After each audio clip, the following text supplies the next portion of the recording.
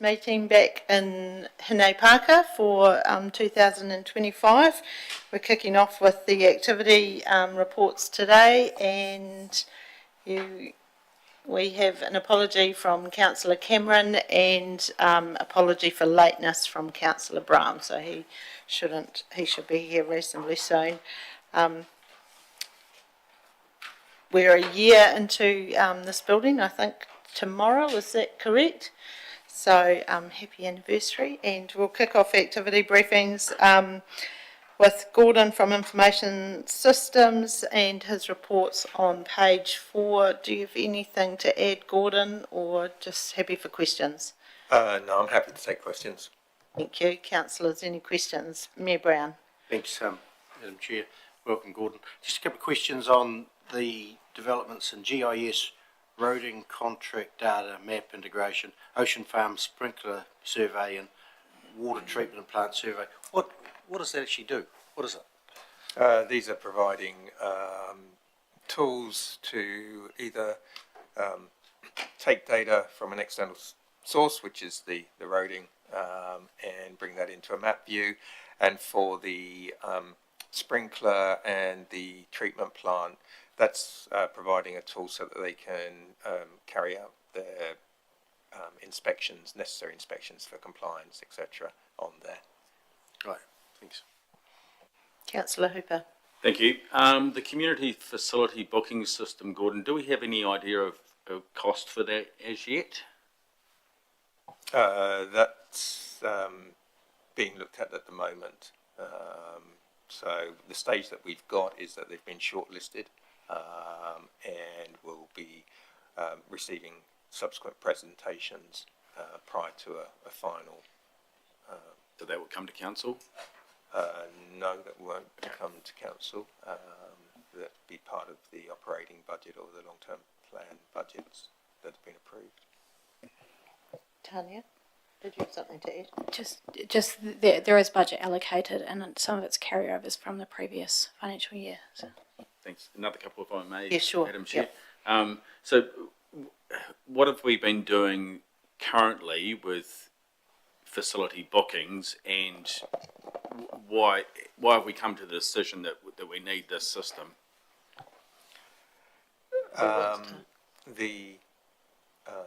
The current state of play is that it's either manual, it's haphazard, I guess. There's no visibility around central visibility around the bookings and revenue from that. So what this will bring is a central view, a coordinated approach, ease of use for those who manage the bookings, correspondence with those who are making the bookings, etc. So, Tanya? Yeah, just add on to what Gordon said through the chair. So at the moment, for example, some of properties facilities are booked through Outlook calendars that the property team manage. What we're hoping to move to is more of an online system that you can actually go online. You can see the visibility of what's available, and people can make those bookings so they can make decisions. And it will just remove a lot of the admin burden from the staff. And we'll also have bookings in a centrally located places for like open spaces run their own bookings, property run their own bookings, but we'll actually have it in one system, and it'll be a lot more user-friendly for the customers as well, which is sort of the key outcome we're trying to drive here. Yeah. Excellent, thank you. And the submission management, so I guess the question is why the need for new there? Through the chair, again, that's similar to some of the benefits of the community facility booking around reducing the burden on administration once a submission is received, so that again we can lighten the load, quicken the response, be more analytical in the data that's received. Thank you. Any further questions for Gordon? No. Thanks, Gordon. Next up, we've got property, and Renee is here. Report starts on page 9. Morning, Renee. Anything else to add? No? Any questions on any of that report? Councillor Wilson. Morning, Renee. the rebuild of the friendship unit, have we had many variations to the contract, or how's the contract progressing? Through the chair, it's progressing really well. So we are, the program has been moved a little to pull some things forward and some things back, but we're still tracking on time and on budget for it. Councillor Lovett. Well, just a question or two I've had just recently, I guess since we had the article in the paper, we're doing our rates at the moment, and just a few older people that are, on their own, that have retired, and with rates going up, the affordability of actually renting or owning an own home is getting harder and harder, and wondering when we get these new elderly houses finished, are we planning to put more in, because we are a retirement town, and they know friends of friends and stuff that are thinking, where are we all going to go? Are we going to have to move out of town to a cheaper village, or what is their strategy going forward? Because there is going to be a big demand in the future, because they can't afford these retirement villages. Hamish, you've got your light on, did you? Oh, it's a much bigger question than based on the refurbishment of Friendship Lane, but Council will receive a conversation about elderly persons housing with staff in the near future, and we're going to consider some of those matters. But in terms of the activity briefing, this is really just an update on how the Friendship Lane refurbishment is progressing. Yeah. So Council will be able to turn its mind to that much bigger question in a different forum. It's just a thought that we probably need to keep in the back of our minds when these finish. Thank you. It sounds like it's coming to us at some stage, so thank you. Councillor Ellis. Thank you. You have a section in stage 2 on hold while due diligence is being done. Are we still getting good inquiry for the business estate? Through the chair, I think it's most areas at the moment where inquiry is a bit slower because the markets are a little suppressed at the moment. Councillor Todd. Thank you. With the elderly person housing, you talk about locals on the list or out of town. So do we give preference to locals going into that elderly housing as against, or I suppose, what's the criteria, I suppose, how do people qualify? Through the chair, that's actually on our website, and we do give priority to Ashburton people. And the full selection criteria is on our website. I can flick it through to you if you like. Yeah. Councillor Hooper. Thank you. The forestry review, Renee, how are we going with that? Are we halfway through, 3/4, nearly finished? How's it going? It is going. So we are making some really good progress on that. But there is quite a lot in that portfolio, so we just need to make sure that we've got the right answers before we come to you with more information. Thank you. Mayor Brown. Just on the airport, and you're upgrading or undertaking a number of rent reviews for and new leases and tidying up. You just did some. Are these different, or are they the same ones carrying on? Through the chair, we've got additional ones coming up for renewal or rent review. How's that progress going? It is going well. Compared to the last one. At this stage, it's going well. I just have a question, sorry, on the Methven Medical Centre. So this has sort of been an ongoing issue for 2 or 3 years now. So do you think you're at a solution phase, or do you think there's quite a bit of work to do still? Through the chair, I met on site with them just to kind of discuss the cost of the solution for that temporary solution, and just wondered whether there was a better way of providing something that had a little bit more longevity in it.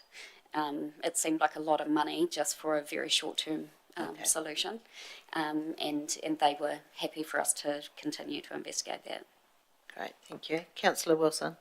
With regards to the airport, I looked at the annual plan, potential annual plan going forward, and see the huge amount of ratepayers' money that's going into the airport.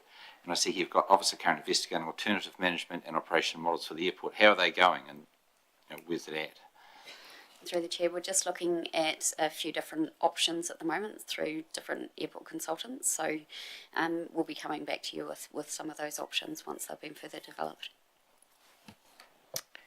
Thank you. Any further questions for Renee? No, thanks, Renee. Next we have finance, and we have Erin here. Report on page 18.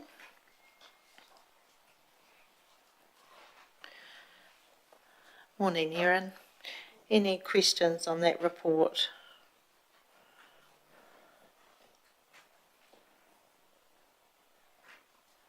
We're all looking forward to our budget workshops tomorrow and the next day. I'm sure you've been busy with that. Have you got anything else to add, or? Yeah, I just wanted to say that we got our Fitch rating through yesterday, and Council has kept its AA plus rating, so we've got a stable outlook is what they have released with that. Wonderful, that's great, thank you. Hamish? Sorry, just to follow up that confirmation of the rating, Erin, I wonder if you can just confirm the average lower amount of debt servicing costs we have because of that rating. From memory, is it 0.2% on average that we get the benefit of because of that rating, which is why we do it. Yeah, so it depends on what sort of instrument we're using. So long-term borrowing is a 0 basis point margin on top of the rate that LGFA receive. And where other types, it's around about 5 basis points margin, whereas others will be paying a lot more. So that's the discount that we receive. Mayor Brown? Just look at financial models and management services, and IS and finance have met to plan this multi-stage, multi-year project. Stage has been identified, work is progressing. So what is the work? What are you trying to achieve with this work? So within this project, there's multiple parts. So first of all, moving more of our financial space to basically an upgraded interface, which has been further developed, whereas the older one hasn't. So there's more smart features that we can start to utilise once we move all the financial components. The other part of it is a module for credit cards and purchase cards that will be able to be reduce the time taken on processing and administrative time on those. So it'll be something along the lines of those that hold cards will be able to have photos uploaded automatically into a module and coded as they purchase. So there's not going to be anyone chasing for receipts. So they should be all real time rather than, and also a lot more ability to have electronic files from the bank to be able to process in that manner and match up to the transactions that are in the module. So it'll save time and make the system more streamlined? Yes, and there's some development that's gone on that we haven't had access to because of the version of the Tech One that we've been using, because it's a really big job to move to this new platform, because there's a change in the way that you do a lot of your activities and a lot of your processing. So this will be once we get those documented and procedure documents for those, it'll make it a lot more streamlined for the staff to use it as well, and time would be reduced. And it's still using Tech One though? Yes, still Tech One. Yeah. Hamish, did you have something to add? And just to add to Erin's very good reply, one of our motivations was to have a more flexible approach to our budgeting work, both at a staff level, but also at a councillor level. And we've been conscious that when people are requesting changes, the ability to make particularly late changes can be quite time consuming and a little bit cumbersome to see the impact of those changes because of the complications of how all the activities are funded and the manner in which we have to deal with overheads and the manner in which we have to deal with particularly the UAGC being set at an arbitrary particular level.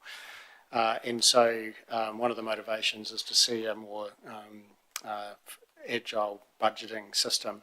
And I think in the background, we have seen as staff some time being saved in the preparation of the annual plan, which you'll get to grips with from tomorrow. and we have seen some efficiencies being gained in the way in which we have been compiling that annual plan. So that was another big motivation for us, was to try and have a more agile finance system facing the budget. Yeah, I see the completion dates of June this year, so it's good. Yeah. Any other questions for Erin? No, thanks, Erin. We'll see you tomorrow. Thanks, Tanya. Next, we move on to infrastructure and open spaces. So we've got Neil McCann and Ian Soper's here with his report on page 19. Morning, Ian. Morning, Madam Chair, councillors. And report there. Any questions? Councillor Lovett. I'm just going to the cemetery. So we're having issues with headstones being tampered with and flowers and things, because there seems to be a bit of this going on around the country, and I've had a couple of people that have said to me they've had flowers removed, and wondering, do we have cameras out there? Through the chair, look, it is unfortunate we are seeing a little bit of that activity in the cemeteries. We have had the occasion where there's been families' adornments of their memorials for their ones past that have been tampered with, stolen, or dismantled. We do sometimes get flowers that blow away, and other times they get physically removed. So it is something that occurs, and we do see a little bit of it from time to time. We do have the security that do take some detours through the main cemeteries on a somewhat regular basis, but we don't have any cameras around the public areas and cemeteries. Mayor Brown. Yeah, thanks, Ian. The comment there about some rare and unique plants have been stolen from the domain, and disappointing for the people who look after them and the community because of the plants they are. Do they, the people who steal them, do they go and actually dig them up and take them away for replanting, or what happens to them? Yes, through the chair, it's clearly some with knowledge and pick things up that are repurposed. So yeah, definitely not just wrenched out and strewn to wither and die. Actually taken out of their hole, removed, and clearly on for replanting. So yeah. So it's not vandalism. It's more so the willful damage, theft, as opposed to vandalism per se. Yeah.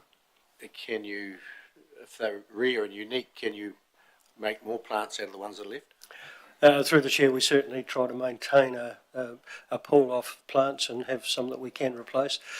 Some of the ones that have met their fate recently have been ones that have been donated to us, so we will look to get some similar species to retain that gene pool, but it's unfortunate and it's disappointing for the staff that put their heart and soul into the maintenance of those plants.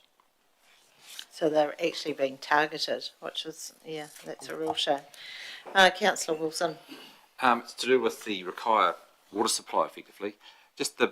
I see that the facility didn't have enough pressure. Is that, when you say it's been resolved, does that mean that the district water supply is effectively going to ensure that that facility gets its pressure at the right level? Or when you say resolved, is the reserve board going to have to fund it, or how's it going to come about? Yes, through the chair, the reserve board are funding 2 tanks and a pump to go in. The town supply volume is not sufficient to run the entire facility if at peak flow. So that's with all of the new fixtures and fittings in the building open and running, so all the showers, all the toilets, as well as the new 6 cubicle public toilet on the end. If all taps are turned on, we didn't have the capacity in the supplied volume from the town supply. So it needs a pump with a header supply to maintain that. So that's what the reserve board are currently about to push the green light on and get implemented. So effectively the public toilet will be a separate issue though to the reserve board, because the reserve board, that's their problem effectively, but the public toilet is sort of council's problem to make sure the water goes to it. So is there a separate supply? Yeah, through the chair, there's the Public Conveniences Division is giving a sum towards that tank proposal so that we can get it across the line and it functions for all. Another question? Yes, yeah. It's to do with biodiversity. I see this planting on some of the Mill Creek and Wakanui streams. Has there been thought given to the imminent closure of some of perhaps these stockwater races, so we're not gaily going on planting everything when that may not be there, or there may be changes or things? You know, is that being thought about over this period? Through the chair, absolutely. That's been part of the discussion that we've had with the staff doing that. Councillor Todd? Thank you. I see the domain user groups have met.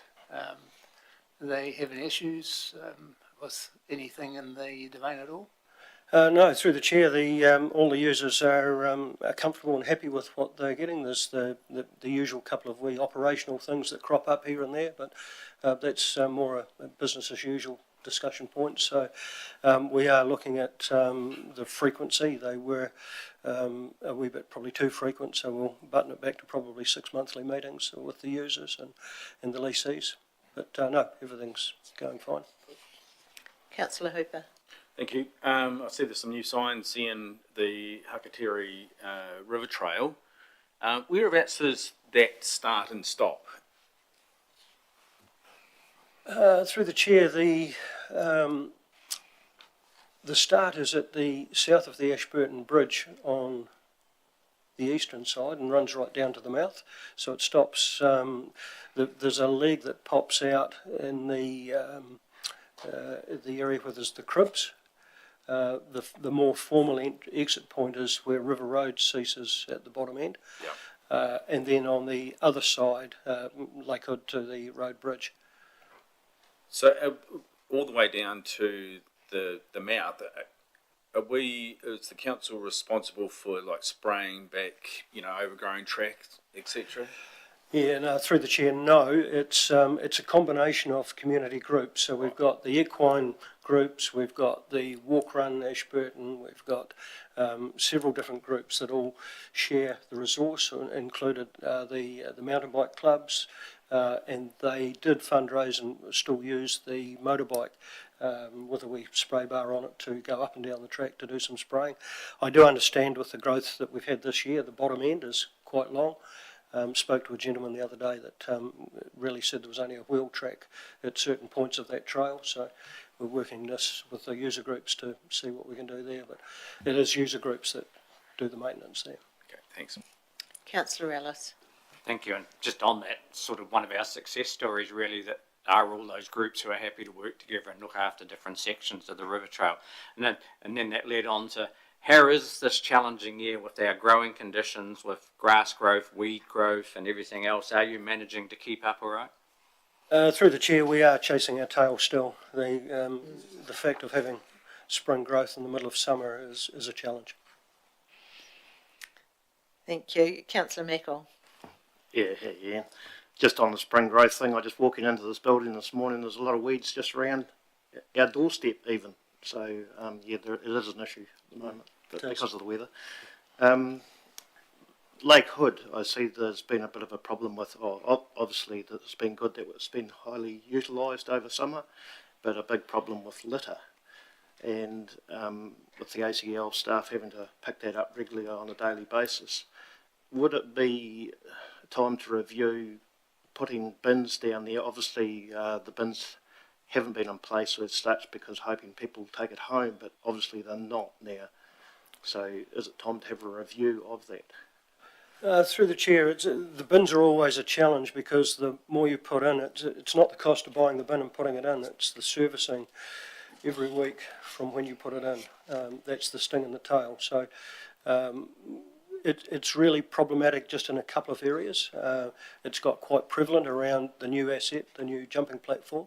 That's been one area that's been quite heavily littered up. So maybe with time it'll settle down, but we'll certainly monitor it and see if it becomes an ongoing issue where we do need to put some mechanism in play. But that would need to go through a formal budget setting process as well, and we would need to understand what the ongoing costs of that would be. Yeah, a bit of a catch-22 because the people at ACL are there daily, regularly picking up litter. So would they be better utilising their time emptying bins and saving the mess really for people to be looking at? Anecdotally, around our other bin infrastructure, there's always litter around those bins as well, so a bin isn't the one solving grace. Understood. Yeah, the bins can be there, but not everyone will always put rubbish in the bin sometimes, will they? Councillor Lovett. Yeah, just going back to the walkways, cycleways down Graham's Road to Lake Hood. Who maintains that? Is it roading? Which department that comes under? Through the chair, the roading contractors do spray the cycleway on the adjacent to Graham's Road. Because there's it's really good at both ends, but there's a piece in the middle going round the bends on Graham's Road there that it's really narrowed and it needs a good old spray. Otherwise, we're going to kind of lose the track. I've been meaning to stop, but it's a bit dangerous to stop on the bend there to snap send and solve it. And I thought I'll just ask you if someone's actually had a look at it lately. Yeah, it's been noted. Noted, thank you. Yeah, thanks, Lynette. I've just got a couple of questions. So the old required domain toilet blocks, are they still being used as toilets at the moment until the new ones are... Yes, that's correct. Yeah, and then what will happen to those once the new ones open? Or They really need to be decommissioned. Yeah. That's with the greater capacity with the new facilities, that should preclude that block from being needed. So they're just being vandalised at the moment, Yes. quite regularly? Regularly. Yeah. Yep. No. The other question I had was on the freshwater mussel, the Kakahi survey.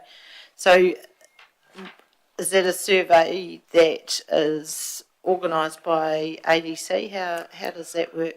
Through the chair, it's historically had ECAN input, so they've been the drivers of that, but now with Christian on staff and Biodiversity Advisor, he has some input in that and is just working through with ECAN to undertake the next round of mussel survey in the creek. Great, thank you. Any other questions for Ian? No, thanks, Ian. Thank you.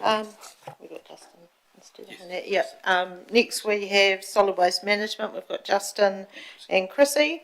Report starts on page 26 with the solid waste management contract. And we've got a bit of a timeline there. I was just going to ask the question, central government have made some changes to the food waste or the FOGO system. Has that had any effect on what we're up to?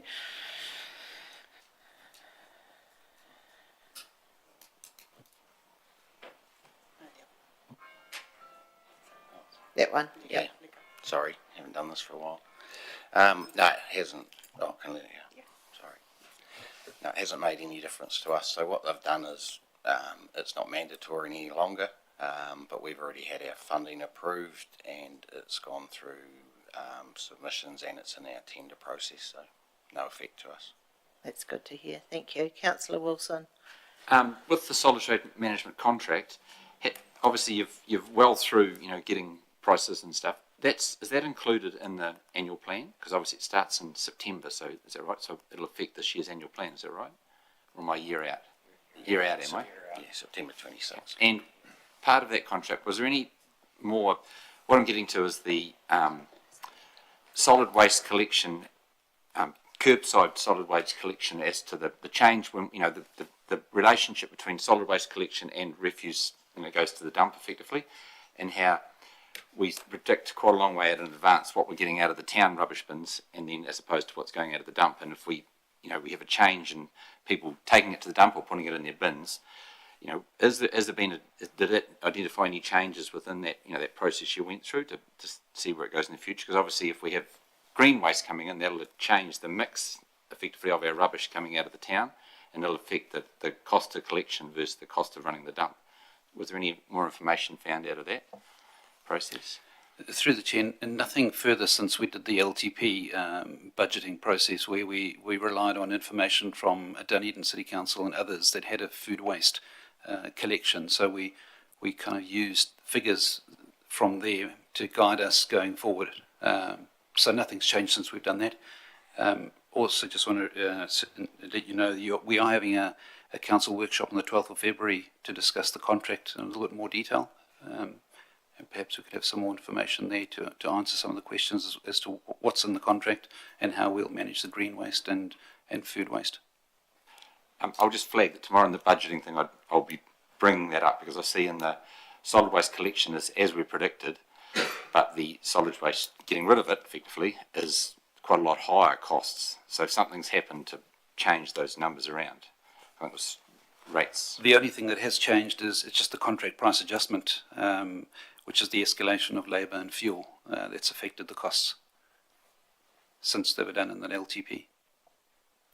So we can discuss that tomorrow during budget That's workshops. correct, yes. Yep, thank you.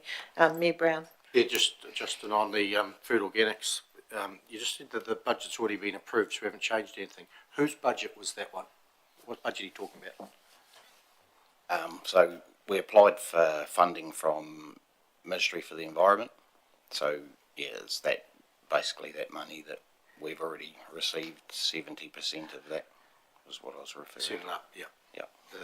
That's good clarity, thanks. Because the rules have changed with government, I think council should discuss food organics, and the 12th of February might be the ideal time, because now we have a choice. When we consulted on the long-term plan, we did not have a choice, so now we do. I'm not saying we'll change any decision, but I think we need to have the discussion to confirm or change one or the other on the 12th. Because things have changed. Yep, fair enough. Thank you. Councillor Hooper. Thank you. Hi guys. Chrissy, probably for you, the back half of last year there was 28 illegal dumpings. How many of those were caught up with and fined, smacked on the back of the hand, etc.? Yeah, that's for me. Not very many. Probably, yeah, it's hard to say a number. I've probably done 5 or so in 6 months. Generally they'll get a letter, but yeah, anything's, at least that makes them aware that we are monitoring this, and yeah, so a letter's good. Anything else is a bonus, I guess. Councillor Meckle. Thank you, Justin and Chrissy. The missed collections and other contractor complaints have been a constant, sort of ranging around 30 to 60 complaints a month. What's going on there? Are they being told to lift their game? It's a constant. It doesn't seem to be changing, coming down. What's going on?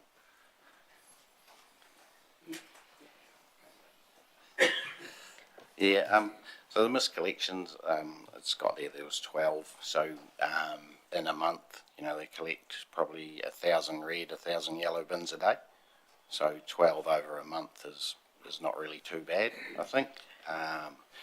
Contractor complaints can vary as well, so you've kind of got to look into a lot of those,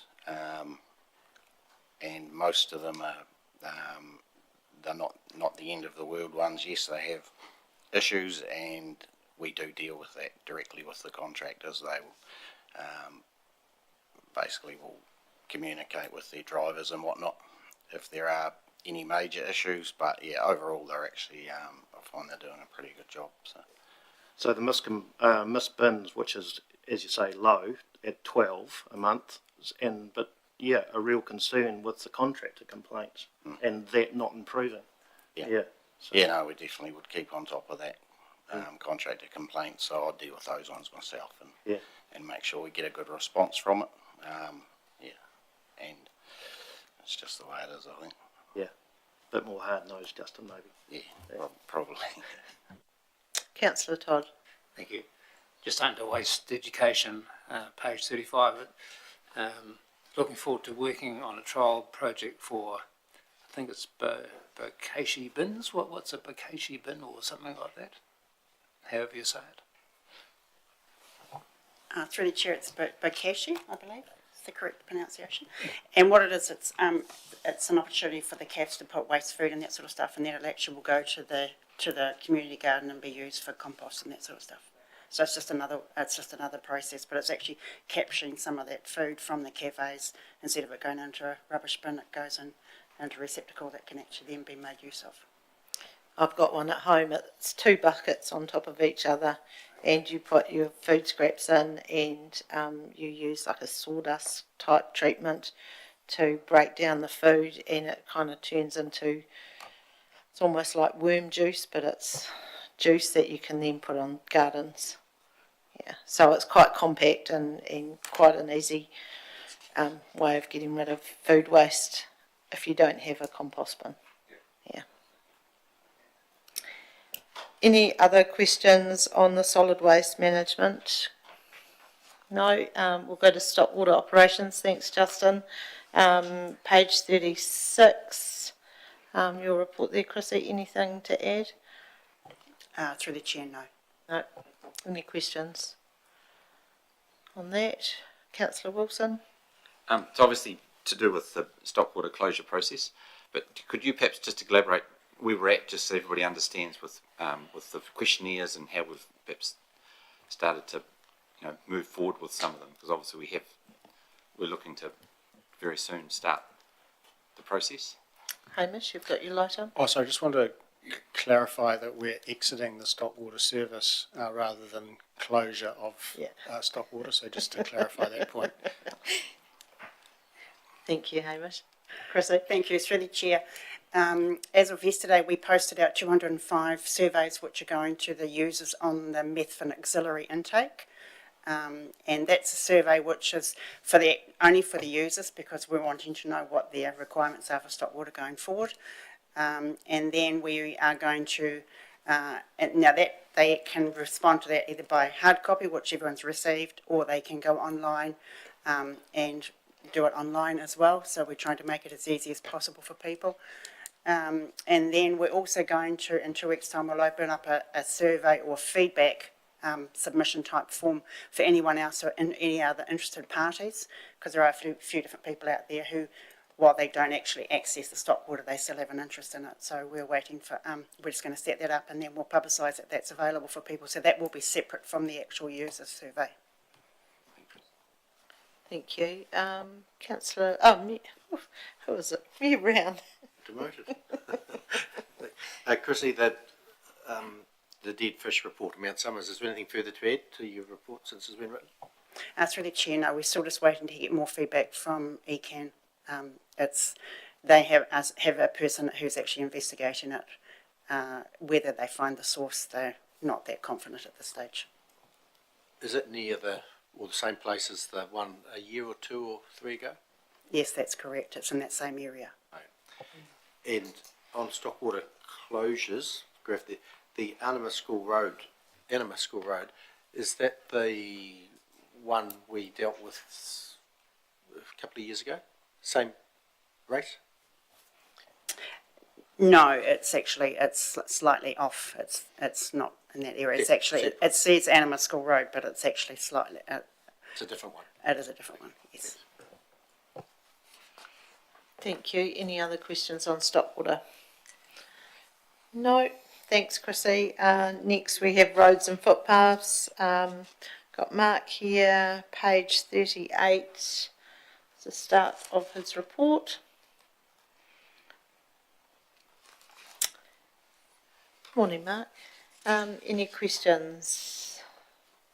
Councillor Wilson.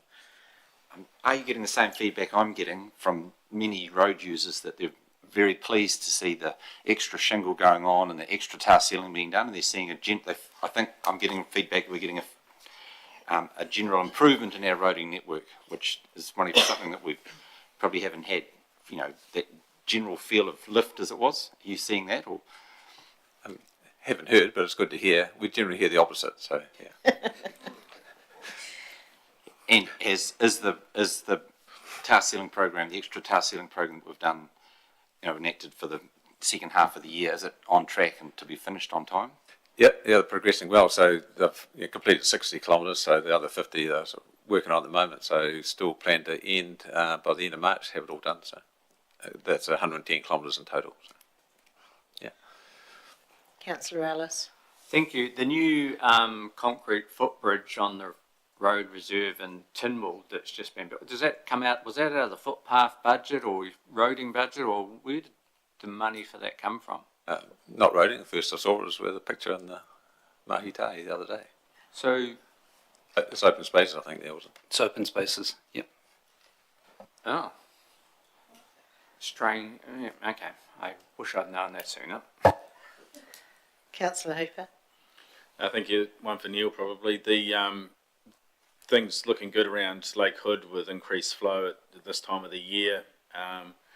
Any sign of any algal bloom or anything like that out there, or is the flow sort of You've doing skipped ahead, but that's all right. Oh, sorry. You're all good. We'll answer. Yeah, Neil can answer. Look, I can answer it later when we're discussing Lakewood. I'll give you a bit of an overview and an update. Yep. I just have a question. I've had a couple of people contact me lately about the dangerous intersection on Thompson's Track versus State Highway 77 and asking about some stop signs being put in place instead of give way. I think there's one stop sign there anyway, but are we responsible for those stop signs, give way signs that come onto State Highway 77, or is that NZTA? No, the State Highway controls the intersections of State Highways, so, but I can discuss it with them. My view is it should be a stop on both sides there, but yeah. Yeah, so that we'll get in touch with them, but it is a State Highway decision and their management of intersections. Okay, I've had two people contact me, one who was involved in quite a bad accident there, and will write a letter to both NZTA and to us, so yeah, I'll pass those on when I get them. Councillor Hooper. Bosh. No.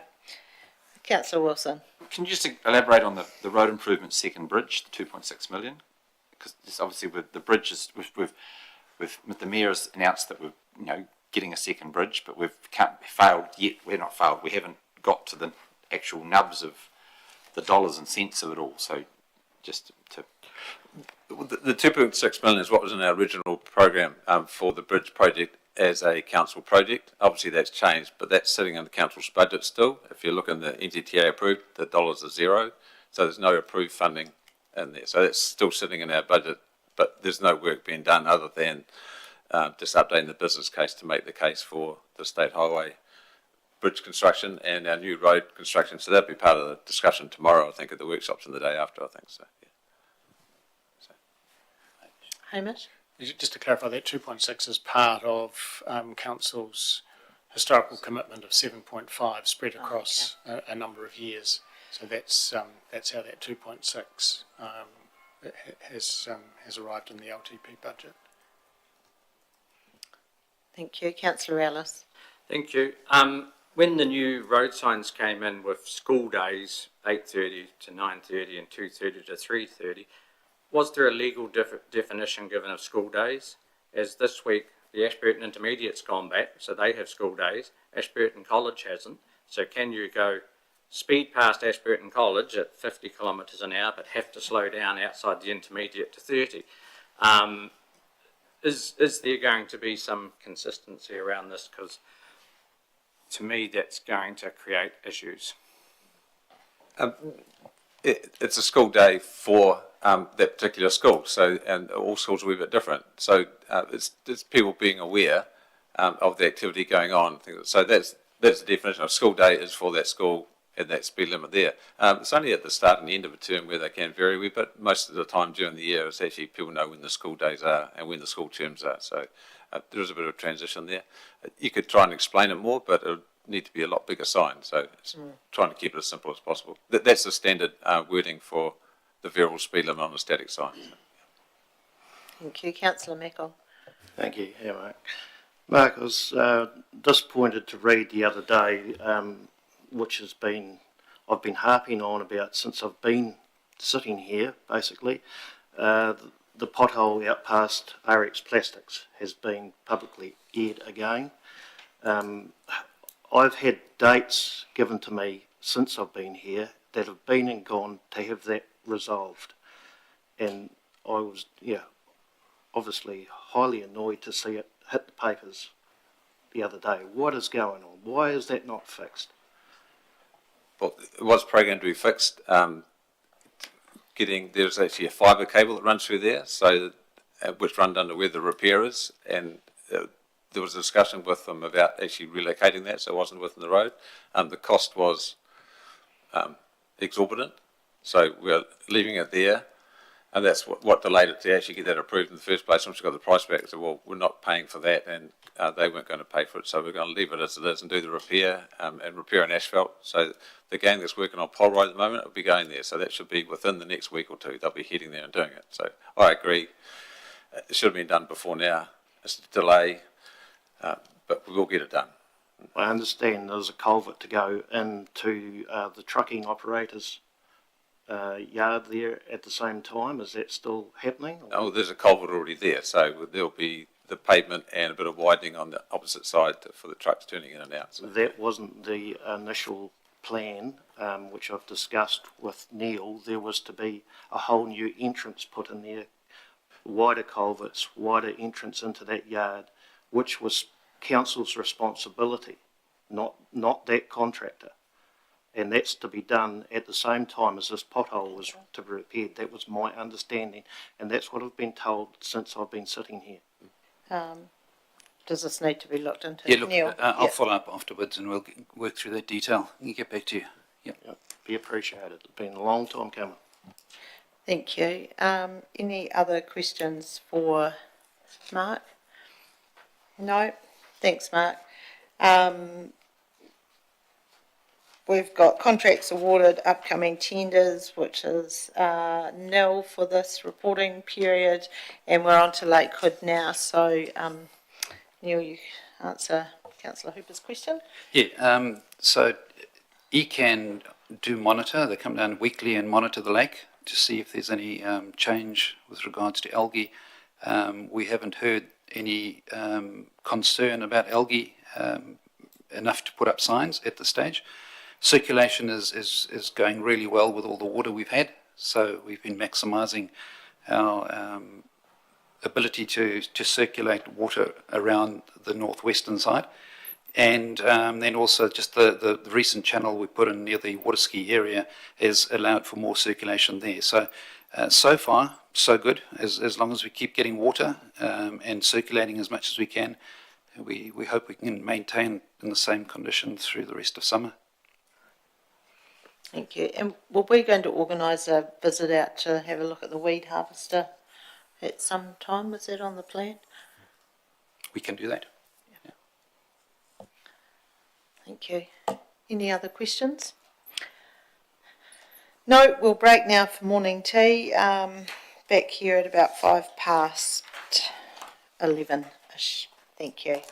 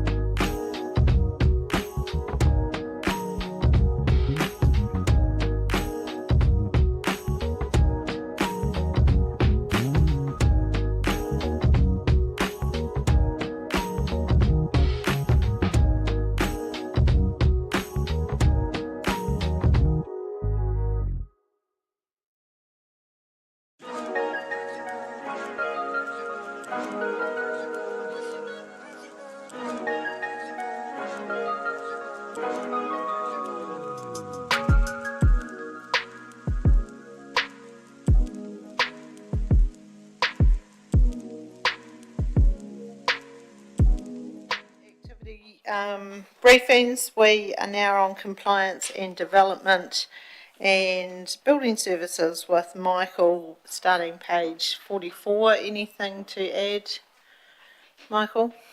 Through the chair, no, I think the report speaks for itself. Thank you. Any questions on that report, Councillor Wilson? Just to confirm, I think I've got it right what you said. If I was to put a building consent at the moment, the average is taking 12 days to come out. Is that correct? Which you'd be very proud of that, wouldn't you? That's a pretty good number, isn't it? It's a very good number, yes. Yeah. So even though we are busier than the same time last year, our compliance numbers are up. Great, thank you. And we heard at the community board meeting yesterday that Methven has 21% of the consents. Is that right? Building consents? Yeah, 21% of the new houses in the district. Yes. Yeah. Councillor Todd. Thank you. Mike, I see the Institute of Economic Research saying that the building sector is most upbeat in their prediction of what's going forward, and you seem to reinforce that in your comments as well. So you're painting a reasonably, I suppose, confident or positive position of where building is going in the next year, I suppose, really. Through the chair, yeah, it's a bit hit and miss at sometimes. We get reports from Infometrics and Beale and Mike Blackburn, who does a construction report for Canterbury. And so for the three reports that were received this month, one says that 25 is back to like 24, survive, and then go 26. One says 25 is the year to build, and we're going to go great guns. And the other one says let's sit on the fence and wait to see. So it's very hard to budget and plan, but we think it's going to be a good year. Yeah. Councillor Ellis. Thank you. Earthquake-prone buildings and the times and all that. So how are we going along that schedule, especially in our CBD district? Through the chair, we're going reasonably well. So straight after the quakes, we wrote to a whole lot of building owners, and we had about 554 potentially earthquake-prone buildings in the district. I'm pleased to report that out of that big list, we have 21 left that are earthquake-prone to strengthen, and some of those will get an additional 4 years to strengthen under the new legislation, and then some of those have passed their deadline, but we're working with those owners to get them strengthened. Good to hear. Any further questions for Michael? No, thanks, Michael. Next up, we have Civil Defence Emergency Management. We have Jim here. Morning, Jim. Reports on page 50. You've been busy. Any questions for Jim on his report?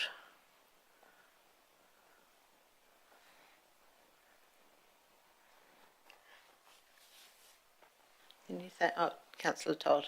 Can't let you get away with not saying something, Jim, can we? No, just a great report, and I suppose when you read it, it gives me great confidence that maybe we are in as good a position as we can with any emergencies or civil defence issues that may come in front of us. So we are prepared as much as we can be, I suppose, it would be the question. Through the chair, yes. Civil defence, as we all know, is all about relationships and networks, and Ashburton's a really cool district for being able to build those and maintain them. So a lot of good people that like to work together. So I think we're in a really good position at the moment, and long may it stay that we just stay in that position rather than having to use those networks. Yeah. Councillor Brown. Thank you. Dairy Holdings Limited, how is that working in? How is that going?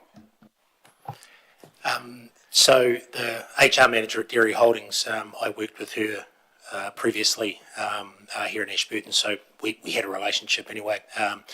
Incidentally, her husband works at ANSCO, so that was another relationship that was able to be fostered there. So it's in its infancy. It's kind of really just talking about how they can help us and how we can help them, and I'll continue to have those kind of meetings. So really, there wasn't a lot discussed. It was more of a coffee and a catch up at this stage, just to get the relationship going again. Councillor Lovett. Just looking, at service clubs. I know we used them back in Christchurch earthquakes. Whether we should be looking at getting one or two key people around the clubs doing some training that you could call on if we need them, because they're always asking, there's lots of younger ones in these clubs and willing to help, and whether we should be looking a bit further afield now that we're established and offering some training around the clubs. Noted, yes, that's another good area that we could push into. Yeah. I've just got a question on the dangerous dams policy. So obviously there's a few dams in our district. Have we got a sort of a plan for, I know you have for the one up on Barkers Road and out of Methven. Are there plans similar to that for all of them, or some sort of bigger than others that need more attention? We have, so it's the dam owner's responsibility to come up with those plans and to review them. So the one that you're speaking of, the Akarana Pond, every 2 years they do a review of that and send that information through to me, so that I've got the current emergency plan that they would put into place. So it's part of the consenting process that they need to do that. Other than that, there are a number of them in the district, and we're working through those that require the emergency management plans with them. Okay, that's great, thank you. Any other questions for Jim? No, thanks, Jim. Next we move on to Rick. First we have alcohol licensing, bylaw monitoring and enforcement on page 53. Morning, Rick. Any questions on the alcohol licensing first? If not, we've got animal control and food safety. Councillor Wilson. It's on the alcohol licensing. I see there's some controversy in Christchurch, it's a comment made about Electric Ave, where there's 35,000 coming each day, and the police they've put in that they're going to have a 2-drink maximum pickup. And I just was interested, within our district, we don't perhaps have those, we'd like to have those size events, perhaps we can get some of those events, but Yeah, is it a police policy, or do you think it's just a nature of that event? You know, that's happening, because it's quite significant for people running these sort of events if that's where it's going. Thank you. Through the chair, the tri-agencies do have collective concerns about events, and in some ways these are areas that are being trialled to see how that will occur, how that will be accepted and dealt with and monitored at large events. And that trickles down into what our tri-agency may trial at our events. Because the tri-agencies with the police and so on, they are heavily involved with Christchurch Police as well. We did have the whiteout event a couple of years ago up in Methven. I know that was one drink at a time. So, yeah, possibly does happen. Mayor Brown. Yeah, just welcome, Rick. A question on the wandering stock. There's between 2 and 7 wandering stock a month. What sort of animals are these wandering stocks, and what do they do when they're wandering? Thank you. Through the chair. In the main, it's sheep stock that have got through fencing and are out on the road. So it could be just 2 or 3 to a couple of hundred sighted. More often than not, when our contractors get on site, they've been moved off the road onto a paddock, and they're just helping assist with relocating back to the farms themselves. Thank you. Councillor Hooper. Thank you. G'day, Rick.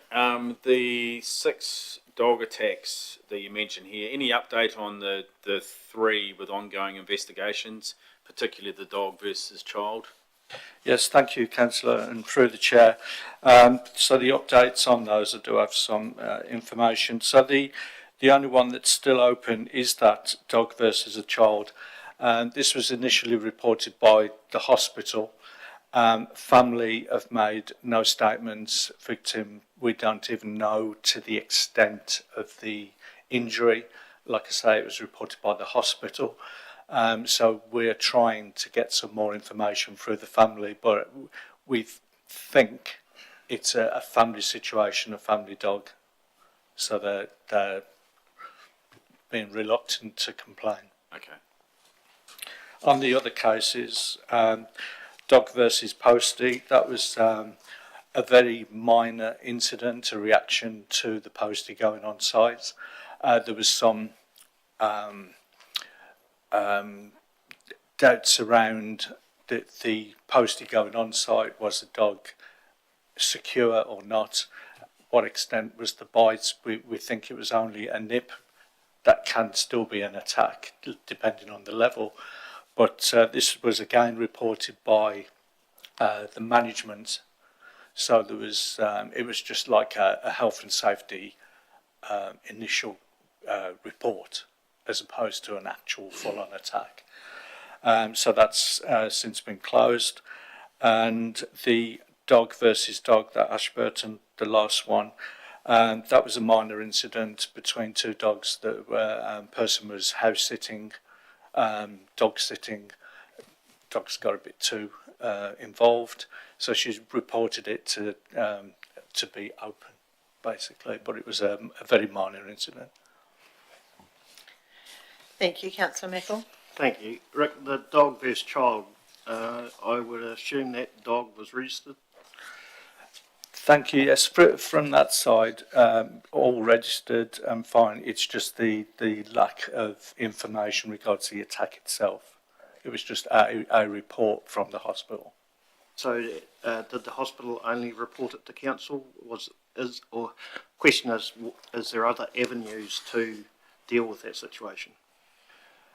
Well, we, through the chair, we know the address, we know the family, but they're reluctant to make any statement about their own dog or the actual incident.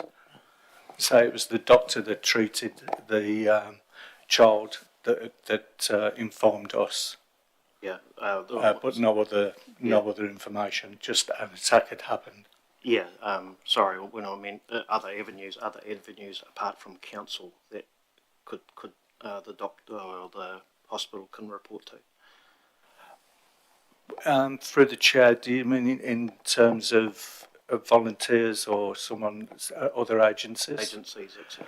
Our contractors do look into that side of things and work with ministers and the like to try and get help or messages across. But in this case, it's just been blocks. Yeah, it's a shame people protect a dog like that. Ian, I think, you've got a comment? through the chair, just I think if I'm hearing correctly, in serious instances, of course there are opportunities of vulnerability and things for agencies like the police or other social services to be involved, but it appears in this case it's just simply something that's been raised to us by the hospital. Thank you. We'll move on to food safety, page 55. Any questions on that report? No, if not, thanks, Rick. Next, we are on to planning, page 56, and welcome Brad up. And reporters there. Do you have 56 and 57? Anything to add? No, nothing to add, Chair. Any questions? Yes, Ian. Yeah. I think just one thing on the notification of plan change 6. There's no update, I believe. Is that correct, Brad? Yes, that's correct. Yeah. They're at the exchange of evidence stage, so it's still undecided whether or not there'll be a hearing needed. Great, thank you. Councillor Lovett. Question that I had from someone 2 days ago, with all these, they had been looking around our town at all these new subdivisions and stuff going on.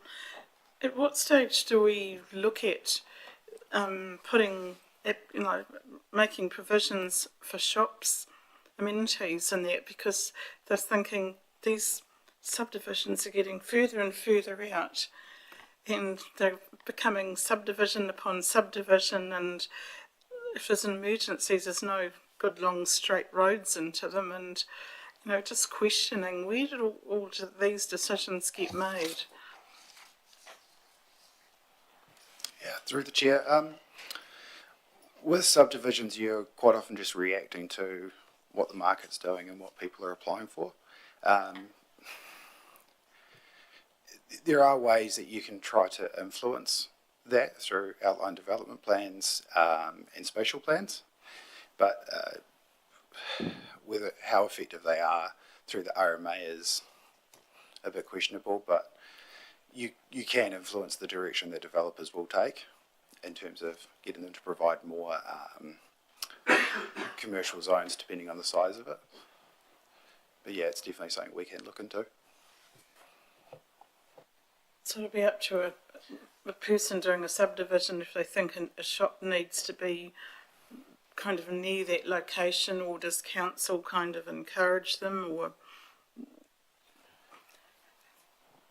Yeah, through the chair, you can encourage them through. So an outline development plan or a spatial plan would indicate what areas that you think should have your arterial roads and your where shops should be and things like that. But outside of that, it is up to the developer.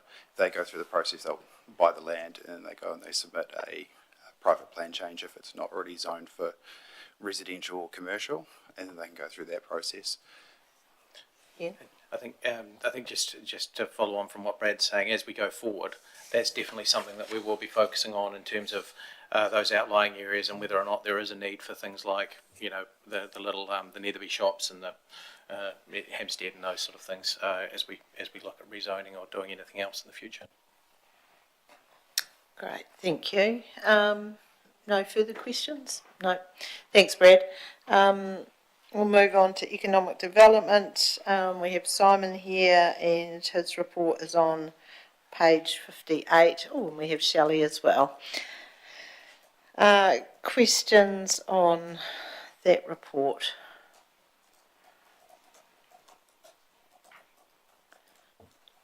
Councillor Hooper. Thank you. G'day, Simon. Shelley, is there a date locked in for Jazz in the Park? Through the chair, I was trying to get an answer on that before I came. No, there's not. The officer responsible for events is just trying to tie down the performers, and that will dictate the date. So, but looking like it's in March. Okay, and another one, if I may. Yes. Waitangi Market coming up, 6th of February. Car Club, Sprints, River Trail, Marathon, I assume that is. Paperwork and everything all up to date with those events?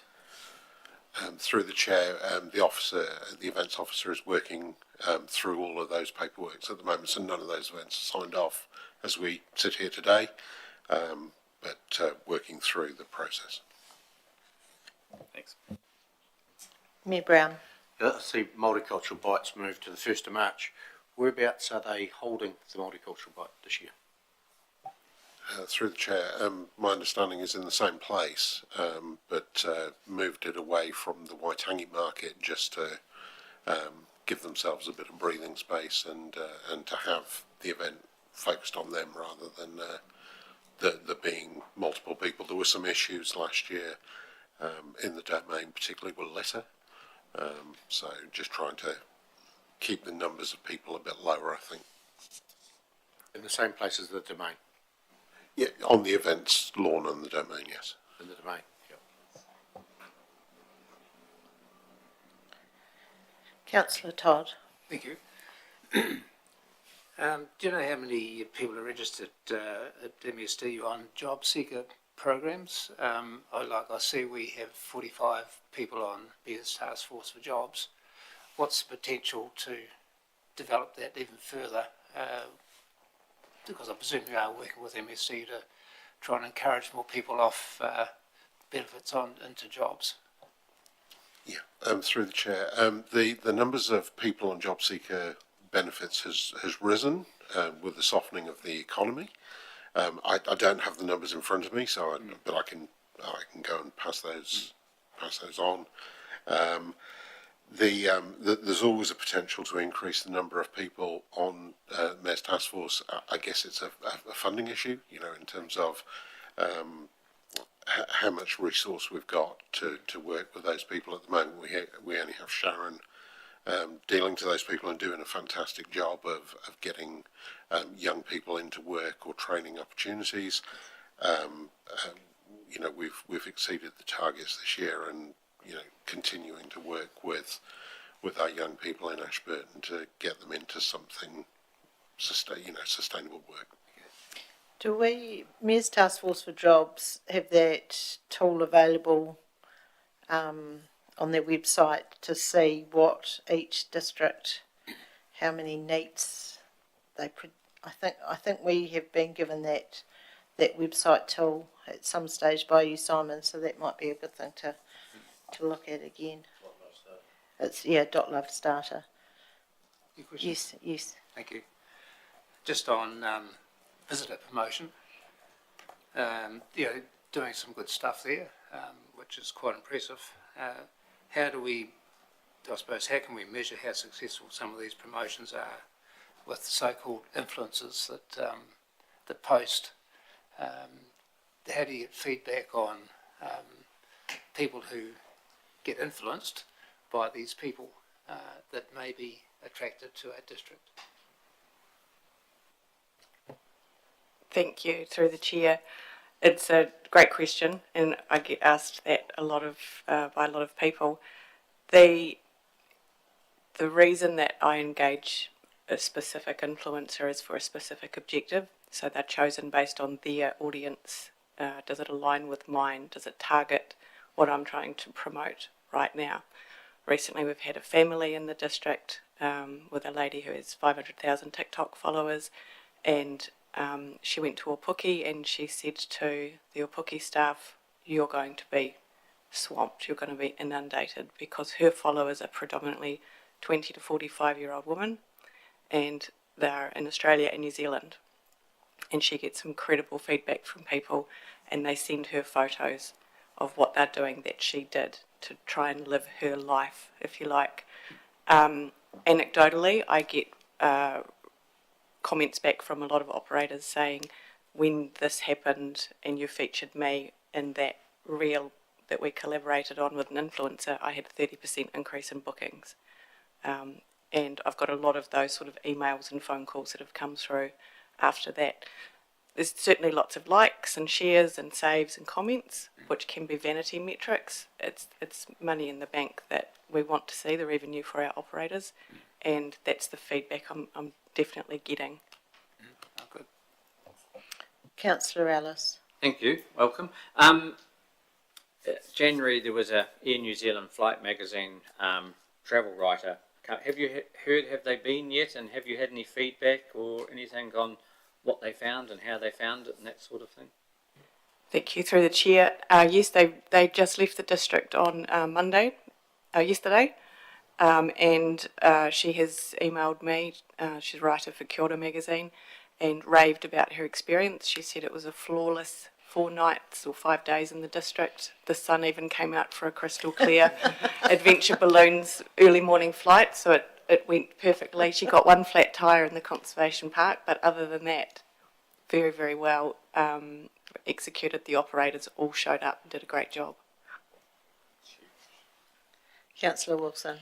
It pretty leads on from that. I watched the Country Home Purchase show, and they went up and went into Lake Mount Potts for lunch, and I thought, well, that pretty much cemented their business for next year.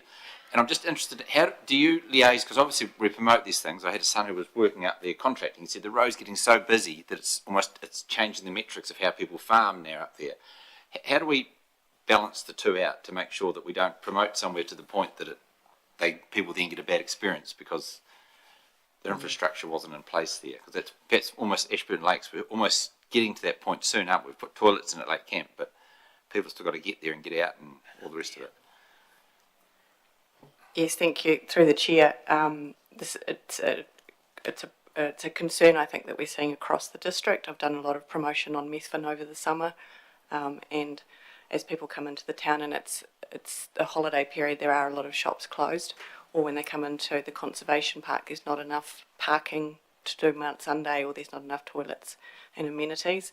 It's a sustainable growth strategy that I think we need to develop, and it's something that we have been talking about. Thank you. Councillor Hooper. Thank you.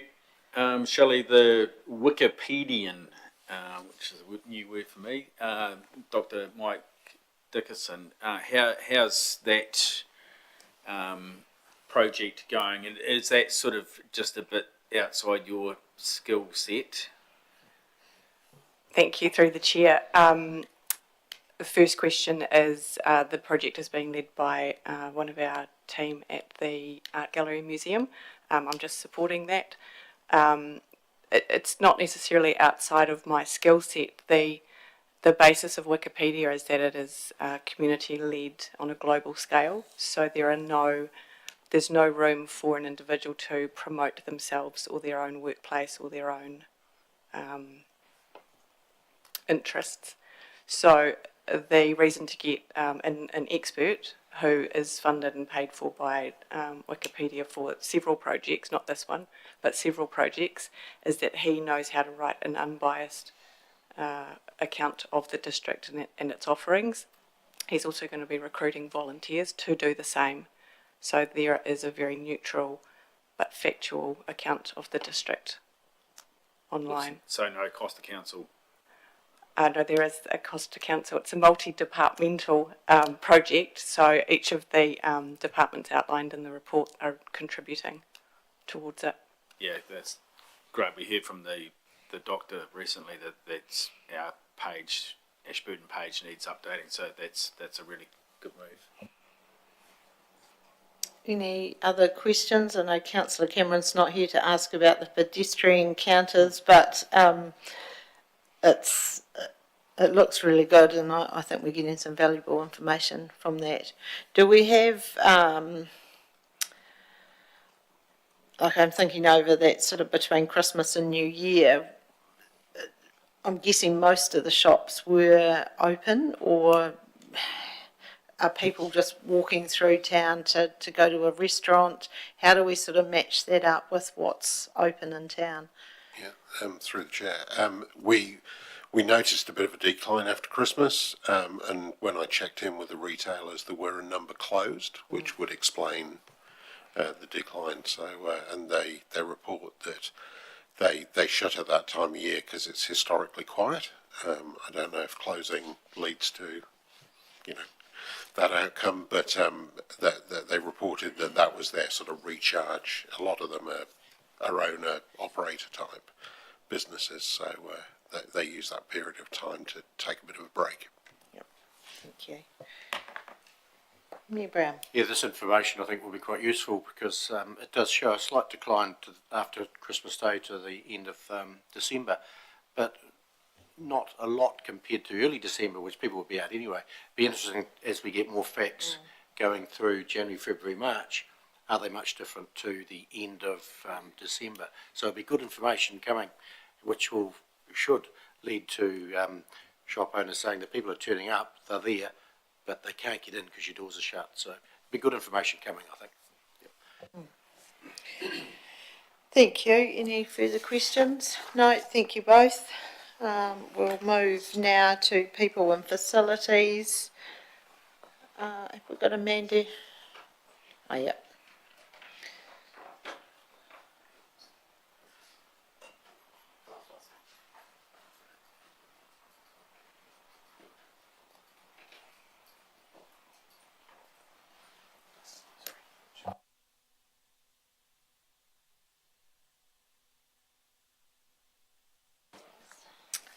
So we've got Amanda's report on page 69.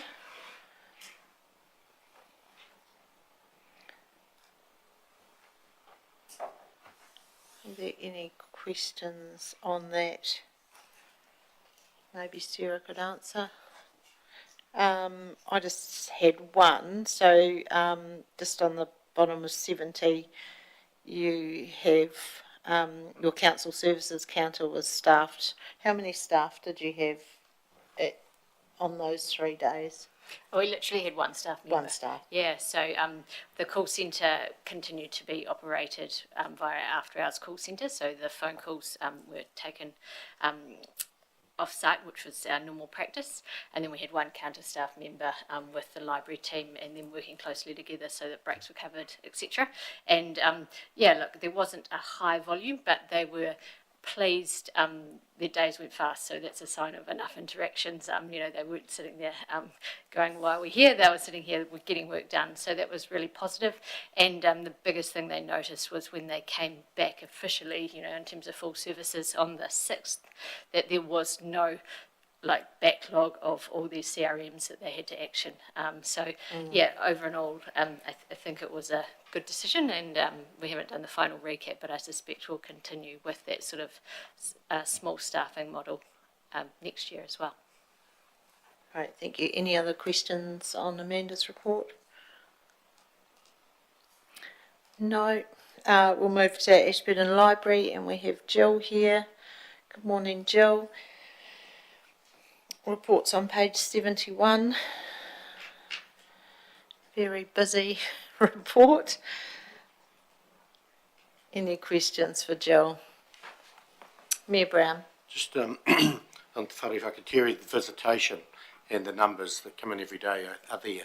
Do you get information on what time of the day is busier than others? Is it quieter? Do you get breakdowns of each hour, each half hour, when the people are coming in? Yes, we can certainly interrogate that, yes. You can get that, yeah. Yep. Okay, thanks. And it is our intention to have a look at our opening hours, particularly the evening opening hours, and judge it on including that basis. This question may have been asked before, but the memberships that you have down there, so you have for children, you have July, you've got the memberships for each month. Is that how many people how many children are registered to be a member? Is that how that works? So it sort of fluctuates a wee bit. It's not accumulative, is it? There is a sort of a natural swirl where if people haven't been in for 3 years, they sort of come off the current registered. Also, children get older and become young adults, and the young adults become adults. So, yeah, there's a natural sort of population. Yeah. But it looks like the teen membership is increasing, and also the adult membership looks like it's increasing a bit as well. Yes, it is. We're very pleased. That's good. Any other questions on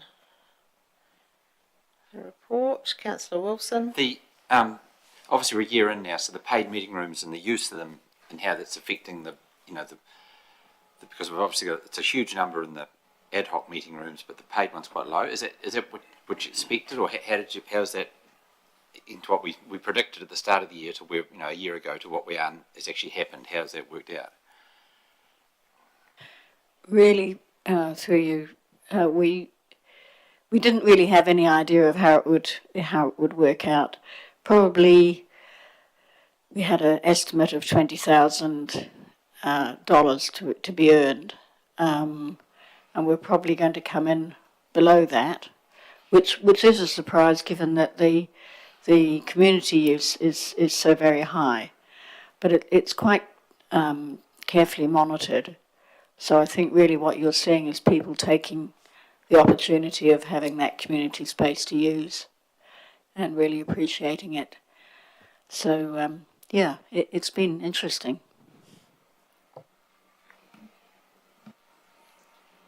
No, same question. Did you want to add something? No. Yeah, I was just going to say that potentially the ad hoc bookings are higher than we did anticipate, and the ability to come in and book one.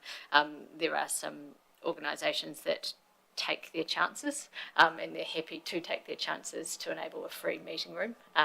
So that's something as opposed to a committed slot that they do pay for. So that's something that I guess we're in this predicament of good usage, but the income's not quite there. Hamish?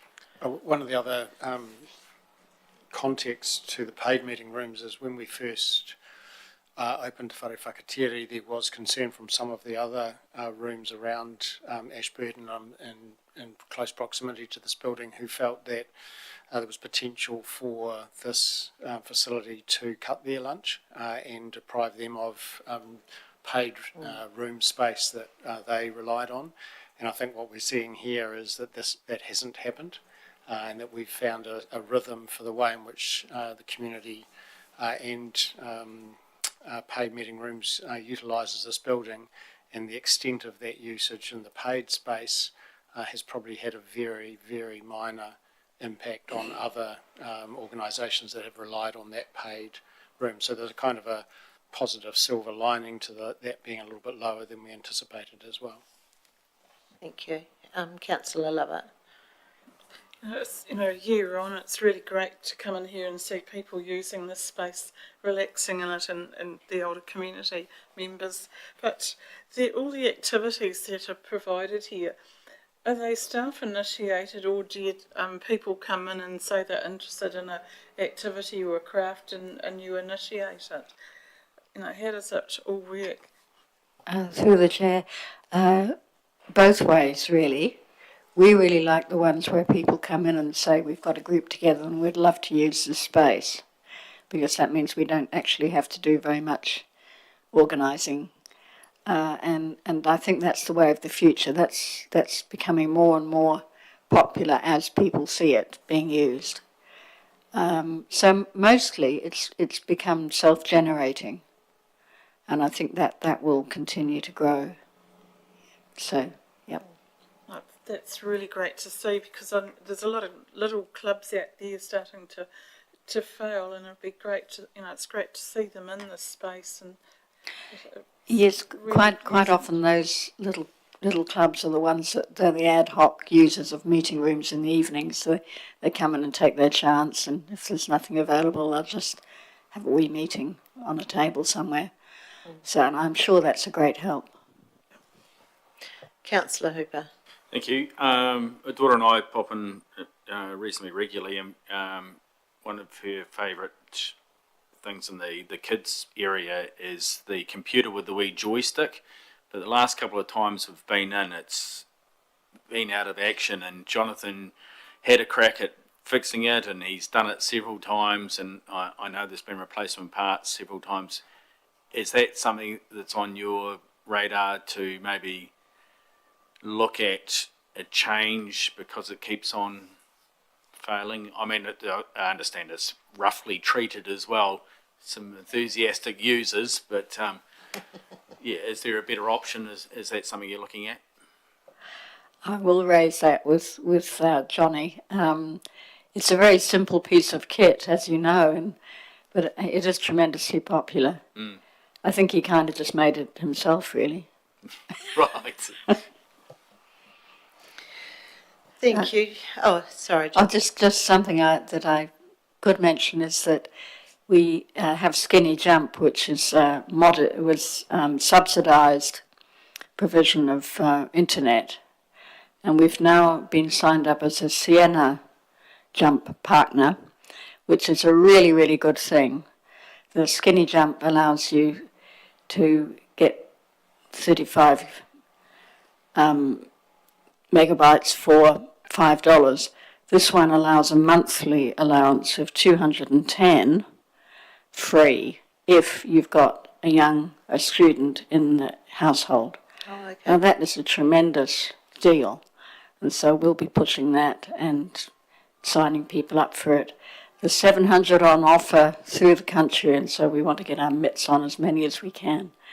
So we're going to start publicising that and grabbing people who've got kids and saying, hey, would you like to sign up? So they get a modem and all that for free, which is just wonderful. That sounds really good. Thank you. Thanks, Jill. I don't think there's any further questions. We'll move on next to Richard on EA Network Centre, and his report's on page 77. Still morning. Good morning, Richard. Good morning. How are you? Any updates, poll updates, anything exciting? No, nothing further to add to this report as it's written. I'll let everyone ask questions. Councillor Lovett. I'm just going to ask about Hampstead School pool. How did that work out, or has the weather's been against you? Or? Through the chair, we've had reasonable success there. Last week was the best week. We had Wednesday had 83 people attend, so we're looking circa around 500 people who've been through Hampstead Pool in the time we've been operating it, ending, and we continue to operate it through this week, Sunday being our last day before EA reopens on Monday. So how did that compare to the old Tinwell Pool number-wise? Was it more, like, used more because it was in town, or? Through the chair, no, it would be less than the Tinwood numbers from memory. Bearing in mind, of course, that Tinwood was a heated pool, Hampstead is completely unheated, so it's a very vast difference in temperature there. And the other question going towards that, do you think you'd do it another year just over the summer period with Hampstead, or is it just going to be like a one-off with having a cold pool outside? Through the chair, not something we've discussed as of yet. We'll probably do a review on how Hampstead went afterwards and see where we land with that, bearing in mind that our resources will be targeted back at EA in this time next year, so we could be resource constrained to be able to achieve that. Sarah? And through the chair, the Hampstead idea, working with them was beneficial because we did have staff available because of the pool closed down.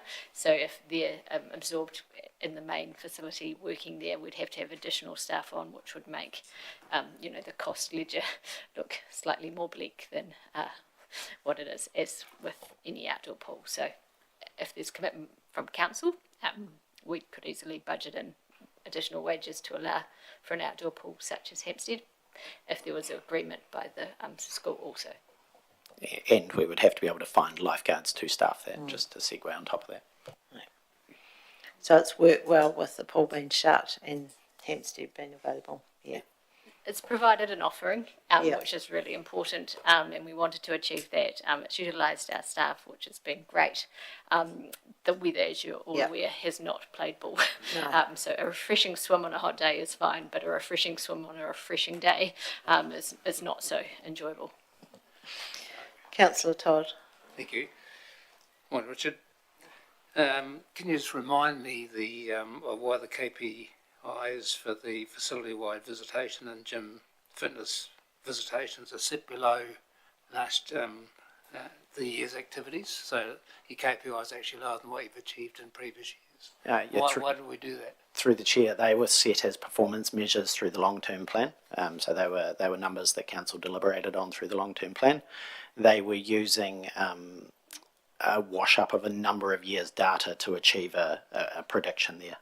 Okay. And absolutely up for a review at council's will, but they are what they are as part of the LTP for now. Councillor Brown. Thank you. Parkinson play, where are you doing that, Parkinson? Through the chair, the Parkinson's Play program runs at the centre, so it uses our group fitness room at the moment, and also can use parts of the stadium area. So it uses the equipment we have available in the gym and our team's skills to deliver that one within the group fitness space at the centre. And thank you for the Wednesdays and the Thursday and Fridays at hospice. It helps a lot of people there. Our pleasure, and we are sad to see Matt moving on, sadly. But this is a shame. Yeah. He looked at me, you can start it. I just have a question on the inflatables that have been going around the different pools. So would you, I know they're just going to the council-owned pools, but would you consider lending them to some of the community pools? I know there was a few queries on that, or is it just better to keep it within council? Through the chair, we haven't discussed lending them as such. They are a council asset, so there would be some wear and tear kind of aspects to consider there. They also should be, inflatables should always be monitored by a trained lifeguard, so if we were to lend it, then we've kind of got that supervision aspect to consider as well as part of our health and safety. It's definitely not something we've discussed lending them out to other pools. If that was council's will, we could look at it, but there is the health and safety aspect. Great, thank you. And that was another example of something we tried to do because the pool closed down. Yes, I we had the staff available, so yeah. Yep. Thank you. Any other questions for Richard? No, thanks, Richard. Next we have the Art Gallery and Museum report on page 84. Kia ora, Shireen. And questions on that report?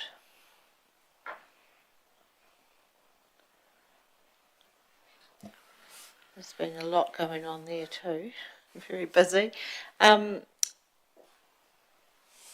I see the Zonta. Oh, sorry, I'll go first to Councillor Hooper, then I'll remember Thank you. my question. Not a question, but a comment to those behind the What's On guide. It was one of the most well-read things in our household right over the Christmas break. So well done. I hope we saw benefit from printing costs, etc.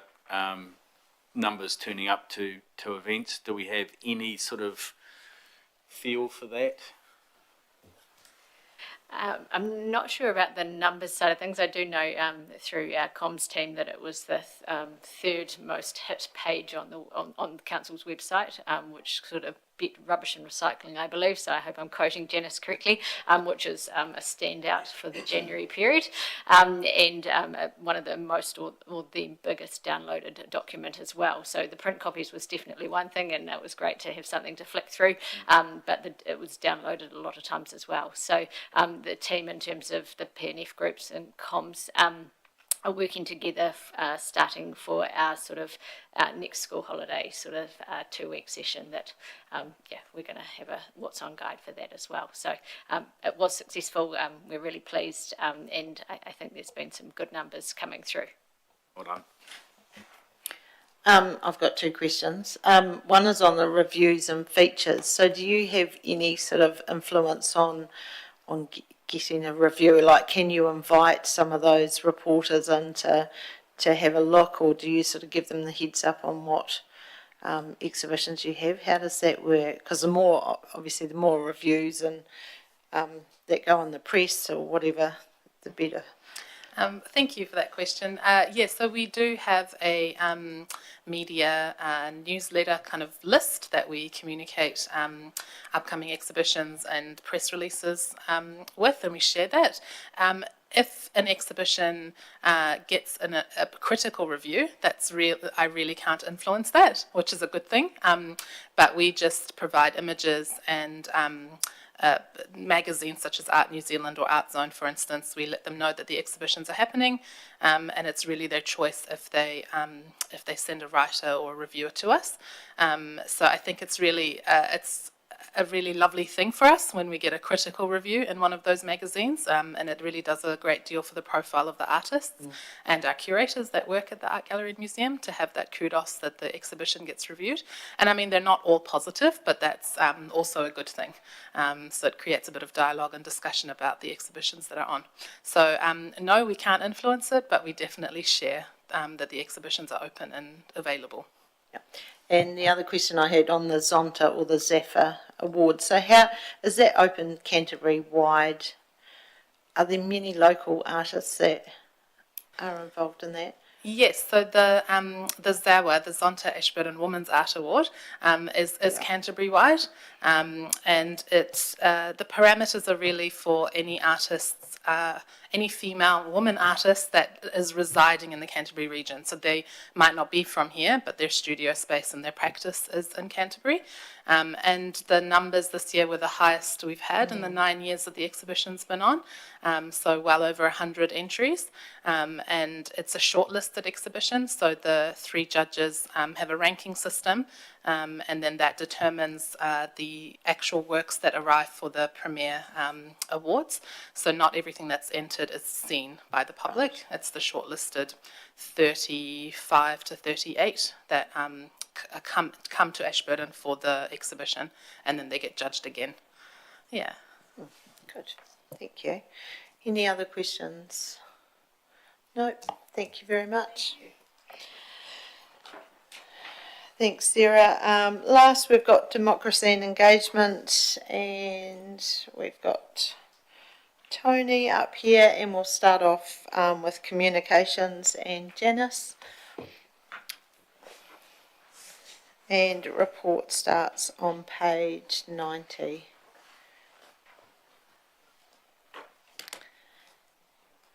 Any questions? I just talked about the what's on guide.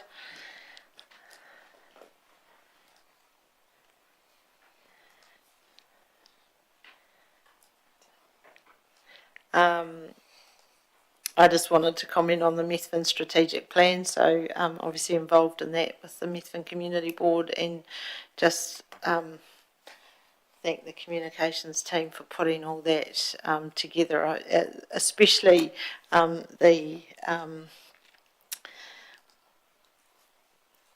so surveys went out to everyone, but we thought we'd try and target school children, and there was a little piece of paper that went out to the schools where kids could draw a picture about what they wanted to see Methven look like in the future. So that was a great idea, and I think that came from your comms team, so thank you. Anything else? No, Janice, you've been let off the hook. Thank you. Strategy and policy, Mark. Reports on 94.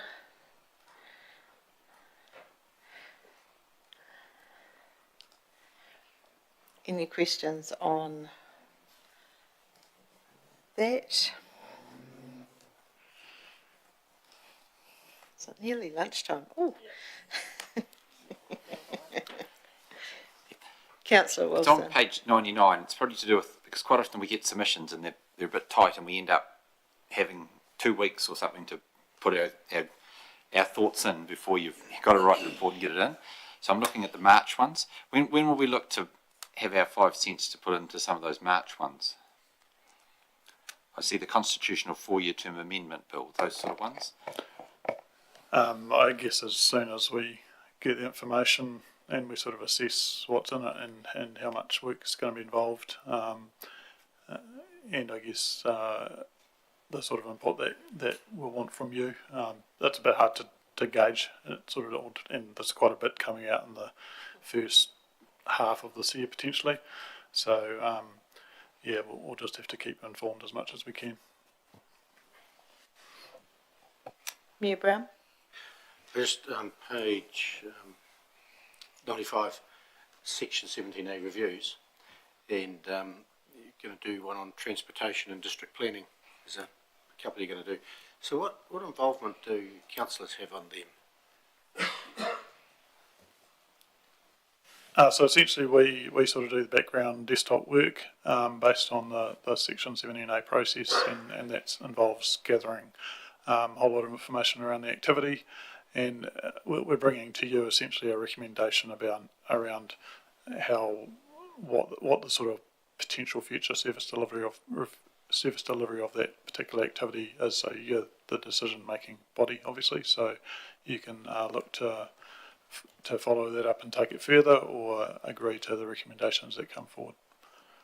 Should the councillors be involved with during it? Because the turkey's not going to vote for Christmas, is it?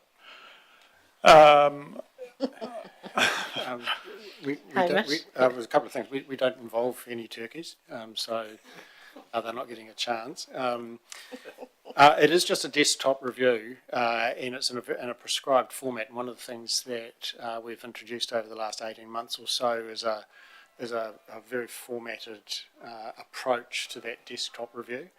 So it's the starter for 10, really, Mr Mayor, and councillors then receive that. And while it does have a recommendation because it's going to a council meeting, council are free to then receive and do with that report as they will. So if there's a desire for greater input, if there's some perspectives that you don't think are fairly reflected, then you have the opportunity to, as a council, to address that when you receive that report. But I think as a place to start the delivery mechanisms for that particular service, then it's a very good way of getting that ball rolling, and in the end, council will exert their decision-making right at any point in considering that report. Yeah, I know we've done quite a few of these Section 17 reviews as you have to do. Is it after it's been done, stage one, still in draft form, should it be workshopped with council before it gets signed off? Just thinking getting some council involvement in it. Well, how much council involvement should there be in it? Well, I think the involvement is receiving that initial report. So there's your starting point, and there's no requirement to jump straight to a conclusion when you receive that initial report. If you feel that report is thorough and generally makes sense and conforms perhaps with the majority view around the council table, then that might be the end of it. But if you felt there was a need to do some further work and to examine it in more detail and introduce a different perspective, then the opportunity to do that would be when the report comes to council, and rather than council adopting the recommendation, you would presumably pass a resolution to do something different and further with that piece of work. Yeah, that's good. Thanks for that. So that's just outlining what councillors' involvement will be in, which is great. Thank you. Any other questions for Mark? No. Thanks, Mark. Thank you. Next we have memorial halls and reserve boards. We've got Anne here, report on page 104, and she also has a report on grants and funding as well on the same page. Hi, Anne. Any questions? Councillor Wilson, I can't see. It's in no way an aspersion on Methven, but it's a bigger picture sort of question. We've got, the board agrees as to where the unspent resale funds. So when we do these projects, if they went over budget, I'm pretty sure they'd come back to council and say we need more money to finish the project. So on the same token, if they're underspent, rather than going, well, gee, we underspent, we can spend it elsewhere, should those funds not come back to council? It's a balance either way, effectively. Thank you, through the chair. So yes, council did agree through the carryover report for that money to carry forward for the Methven Reserve to continue on with the next part of the project. But it's absolutely correct. The project itself is what drives the spending of the funds, not that you've got a magic pot of money and you can do what you like with it. So yes, it's always council's decision on whether the money can be repurposed for something different in the future. Mayor Brown? In the Tynwald Reserve Board, there's a concept plan being prepared for the redevelopment of the former pool site. So the Tynwald Reserve Board will look after that project entirely themselves and fund, etc. Thank you, through the chair. So the agreement through the long-term plan last year was that the Reserve Board would come up with what the plan would be like to come back to council to discuss how that could be funded. Is there any time when that's coming back? Do you know at this stage? No, it's just a work in progress. The board have lots of competing priorities. It may not necessarily make for the annual plan, so it might be something that comes through the next annual plans process. Thank you. Councillor Ellis. Thank you. Just a question on the Tynwald Memorial Hall. Just how's it going, and how are they looking after their bookings now, or is it still falling back to you, or how is that going?